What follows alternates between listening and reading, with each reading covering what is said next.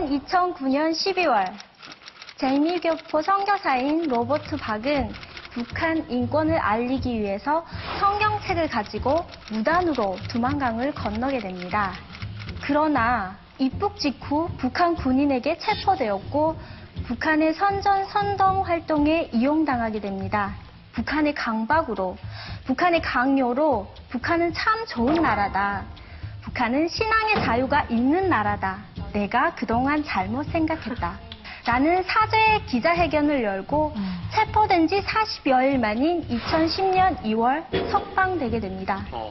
미국으로 돌아온 로버트 박은 북한에서의 고문 후유증으로 인해서 공포심 또 불안감에 휩싸여서 2번에 거쳐서 자살을 기도하게 됩니다.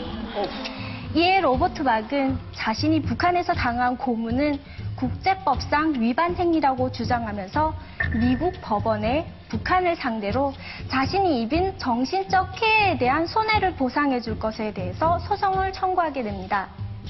과연 북한에서 고문당한 로버트 박 씨가 북한을 상대로 실질적인 피해 보상 금액을 청구할 수 있을까요? 지금까지 신은이었습니다.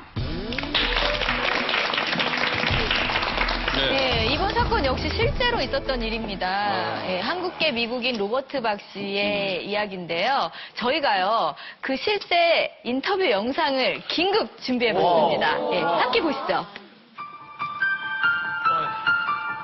아이고, 진짜.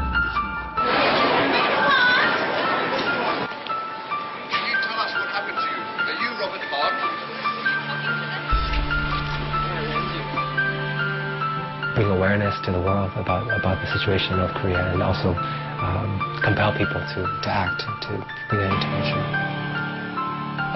Yeah, I was really arrested. When I crossed the border, I shouted in Korean. I said, South Koreans and Americans love you. I sang some hymns as I was crossing over the I-62 maneuver. They captured me, and from there some things happened. The other forms of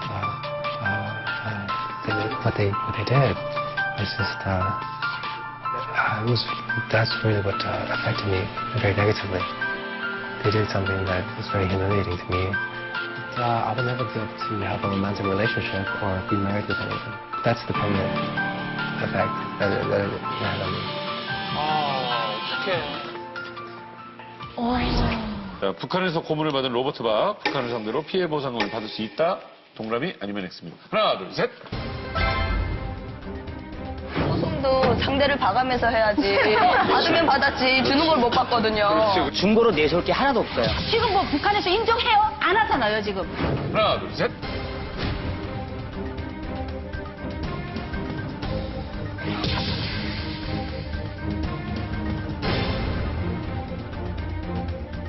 하나, 둘, 셋. 네. 이인철 변호사. 뭐 저분이 북한의 실정법을 어겼기 때문에 그게 문제가 된다고 하는데 저는 전혀 그렇게 생각하고 있지 않습니다. 예를 들어서 여러분이 실수로 다른 집에 몰래 들어갔어요. 무단으로 들어갔습니다. 그러면 그 집주인이 여러분을 잡아서 막 고문해도 됩니까? 안 되는 거죠. 경찰에 불러가지고 그냥 내쫓으면 되는 거잖아요. 그렇죠. 북한도 그렇게 했어야죠. 만약에 저 사람이 북한의 실정법을 어겼으면 북한의 뭐 어떤 벌금형이라든지 뭐 아니면 뭐 일정 기간 구류한 다음에 추방하면 되는 거거든요. 그 사람을 고문하는 것 자체가 불법 행위입니다. 고문이 뭐 북한의 실정법이 규정이 돼 있건 없건 이거는 법을 떠나서 망국적인 자연법이라고 볼 수가 있어요. 세상에 고문을 인정하는 나라는 없거든요. 고문 자체가 불법 행위고요. 자, 그럼 현실적으로 소송을 해야 되는데 아까 어떤 분이 말씀하셨어요. 증거가 없지 않느냐. 증거가 물론 없습니다. 누가 북한에서 고문한 걸 동영상을 찍지도 않았을 테고. 하지만 증거가 될 수 있는 게 있습니다. 뭐냐? 여러분 혹시 그 남한에서 결혼하게 될 경우에 남편을 잘 만나셔야 돼요. 잘못 만난 폭력 남편을 만날 수가 있어요. 남편이 때렸다. 때린 거를 비디오로 찍어놓습니까? 없죠. 그렇죠. 때린 다음에 맞은 상처를 가지고 사진을 찍고 병원 가서 진단서를 떼면 자체가 증거가 되거든요. 고문 당했다. 탈북한 다음에 그걸 사진으로 찍고 진단서를 떼면 그 자체가 증거가 되는 거예요. 자, 미국 같은 경우에 에일리언 토트 클레임 액트라고 있습니다. 외국에서 자국민이 어떤 불법행위 당했을 때 소송을 해가지고 배상을 받을 수가 있는데 미국 내 북한 자산이 여러 가지가 있습니다. 그 북한 자산을 동결해가지고 집행을 하면 될 수가 있습니다. 예. 이거는 뭐 종교의 자유를 허용하느냐 아니냐 이 문제는 아니고요. 네. 사람에 대한 고문은 그건 반인권 범죄죠.